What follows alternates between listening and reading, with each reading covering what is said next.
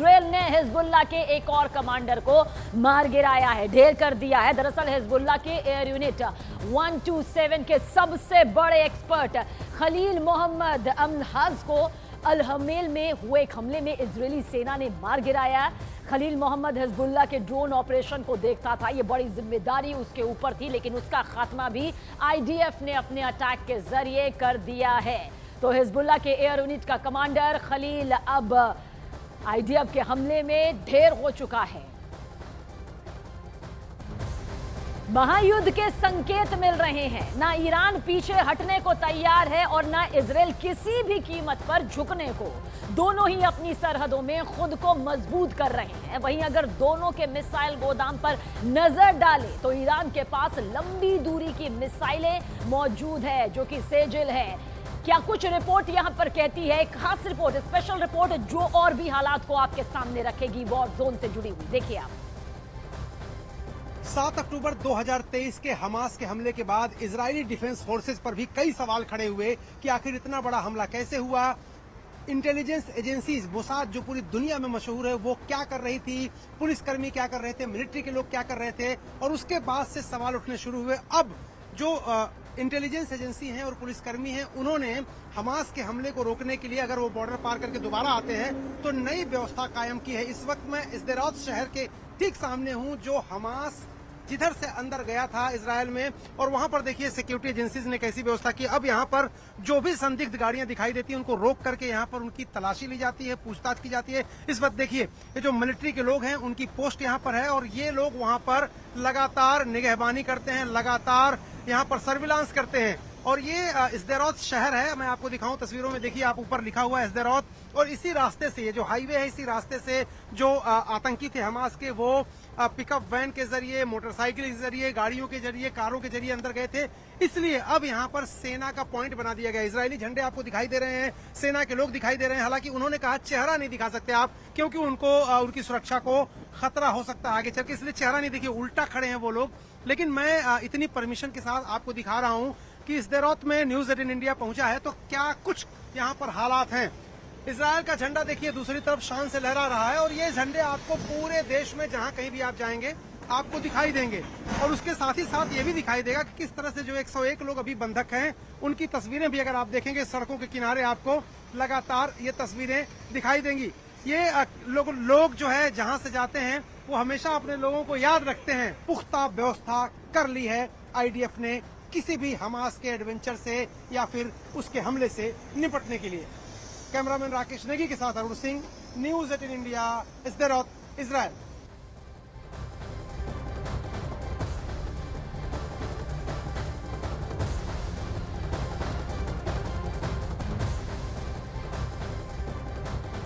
Iran के missile हमलों के जवाब देने की तैयारी में जुटी इजराइल को फिर एक बड़ी साजिश से दो चार होना पड़ा है। दरअसल खबर यह है कि इजराइल से जहां जेरूशलम से अरबी मूल के 7 लोगों को गिरफ्तार किया गया है। इजराइल का दावा यह है कि गिरफ्तार किए गए ये लोग ईरान के जासूस हैं, जासूसी करने आए हैं और उनके निशाने पर इजराइल के एटमी ठिकाने थे।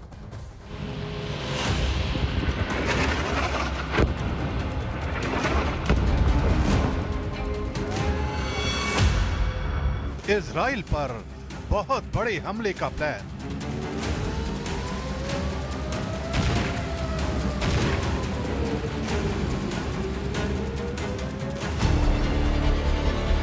सामने आई ईरान की परमाणु वाली साजिश।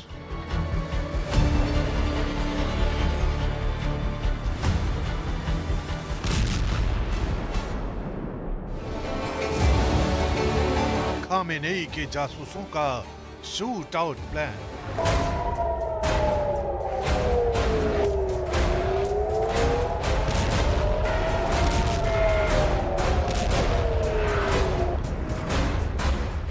इजराइल पर ताबड़तोड़ मिसाइल बरसाने वाला ईरान चुप नहीं बैठा है।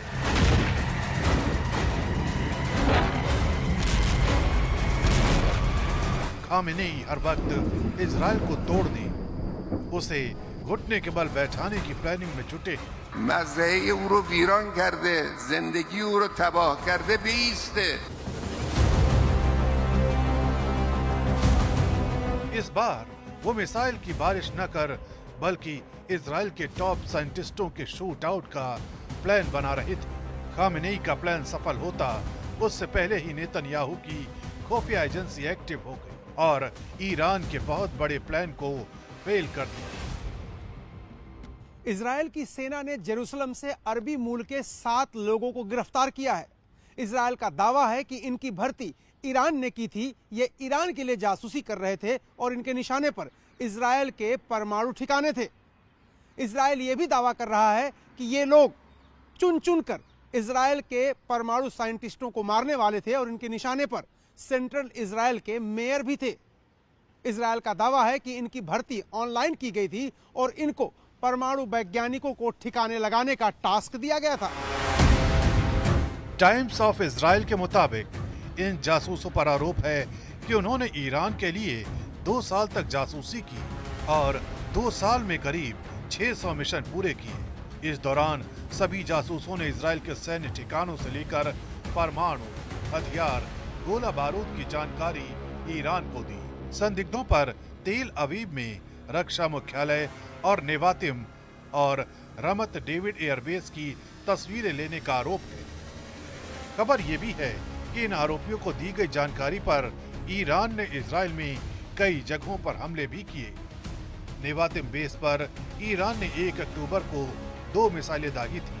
वहीं रमत डेविड बेस पर हिजबुल्ला हमला कर चुका है। इजराइल की मीडिया के मुताबिक एक बार इन संदिग्धों ने गैलीली में गुब्बारे से मिलिट्री बेस के ठिकानों की तस्वीरें खींची थी। इस जगह पर लगभग 1 महीने बाद अक्टूबर की शुरुआत में हिजबुल्ला का मिसाइल हमला हुआ था।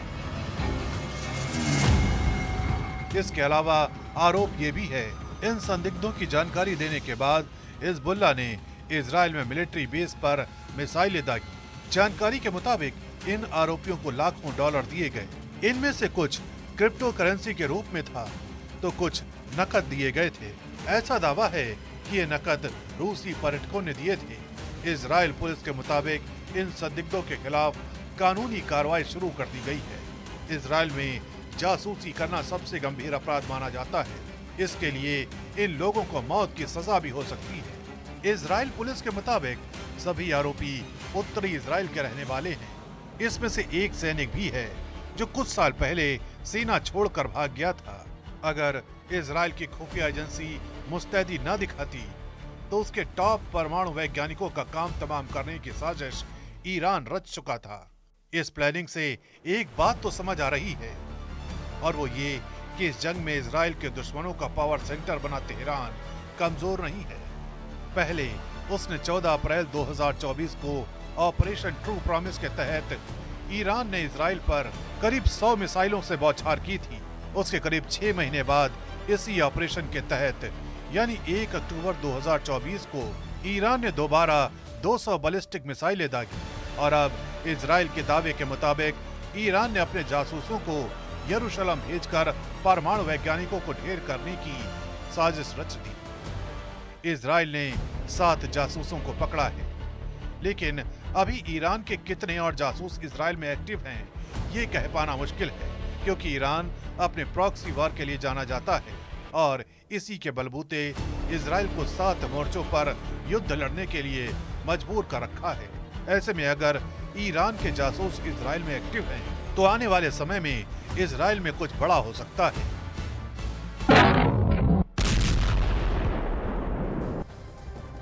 ईरान ने अरमान एंटी मिसाइल सिस्टम को एक्टिव कर दिया है। ऐसे इसलिए किया गया ताकि अगर ईरान पर बैलिस्टिक मिसाइल से हमला हो तो उसके लिए कवच पहले से ही तैयार हो।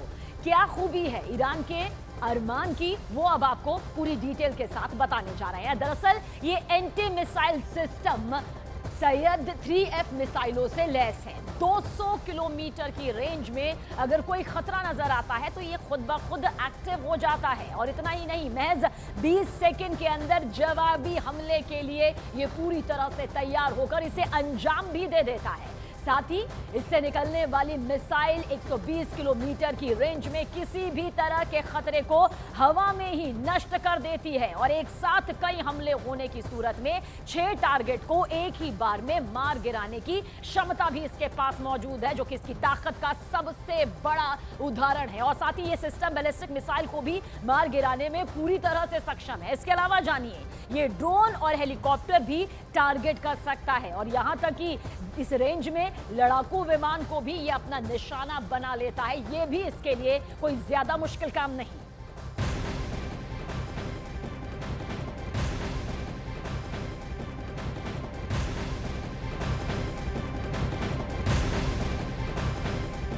और देखिए, इजराइल में ईरान के हमले के बाद से दोनों ही देशों में तनाव अपने चरम पर है। इस बीच लगातार उम्मीद जताई जा रही है कि इजराइल अपनी मिसाइलों से ईरान पर पलटवार करेगा, लेकिन ईरान के हमले के 23 दिन बीत जाने के बावजूद अभी तक इजराइल ने पलटवार नहीं किया। इस बीच ईरान पर हमले की एक नई तारीख भी फिक्स हो गई है। अमेरिका के रक्षा अधिकारियों के मुताबिक अमेरिका के राष्ट्रपति चुनाव से पहले ईरान पर इजराइल का हमला हो सकता है।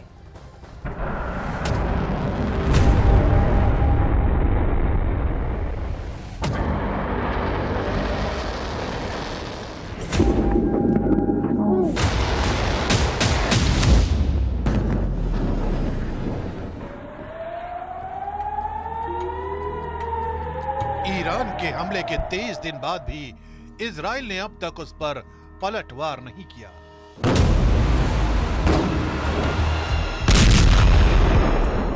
जंग में दुश्मन को करारा जवाब देने वाला इजराइल अभी तक चुप बैठा है। यानी इस युद्ध में इजराइल दे रहा है तारीख पर तारीख, तारीख पर तारीख।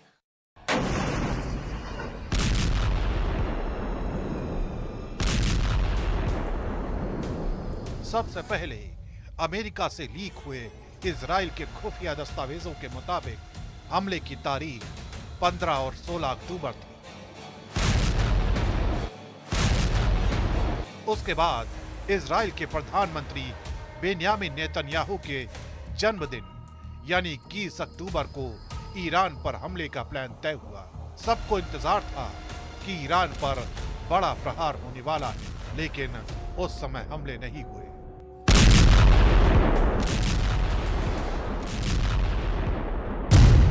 और अब ईरान पर हमले की नई तारीख तय हो गई।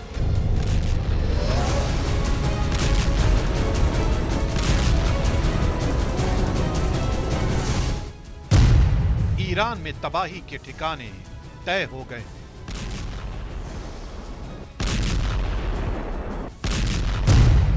बारूदी बारिश के लिए तैयार हुआ इजराइल।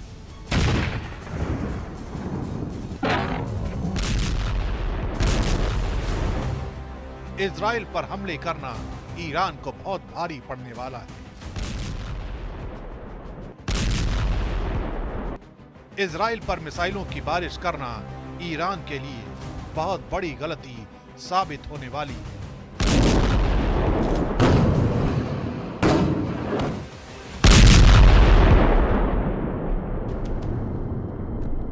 ऐसा इसलिए क्योंकि इजराइल ने ईरान पर हमले की तारीख तय कर दी है।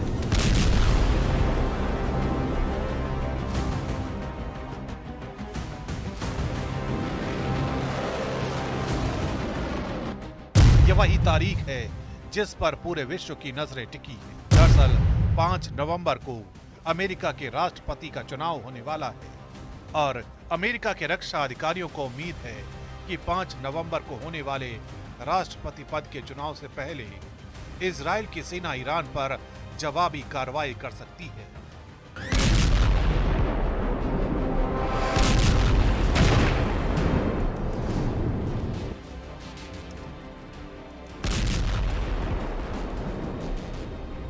दरअसल इजराइल के खिलाफ 7 अक्टूबर 2023 को हमास के लड़ाकों ने हमला किया था। उस हमले में करीब 1200 इजरायली नागरिक मारे गए। इसी के बाद इजराइल ने युद्ध का ऐलान किया था, जिसका अंजाम ये रहा कि गाजा में चारों तरफ तबाही दिखने लगी। इस हमले में अब तक 42,000 से ज्यादा फिलिस्तीनी मारे जा चुके हैं। लाखों लोगों को घर छोड़ना पड़ा है। 97,000 से ज्यादा लोग घायल हो गए हैं। यही नहीं, हमास के समर्थन में आए हिजबुल्लाह से भी इजराइल ने जंग छेड़ दी है। लेबनान में हिजबुल्लाह के ठिकानों को तबाह करने में जुट गया है। उधर हिजबुल्लाह भी इजराइल पर मिसाइलों की बारिश कर करारा जवाब दे रहा है।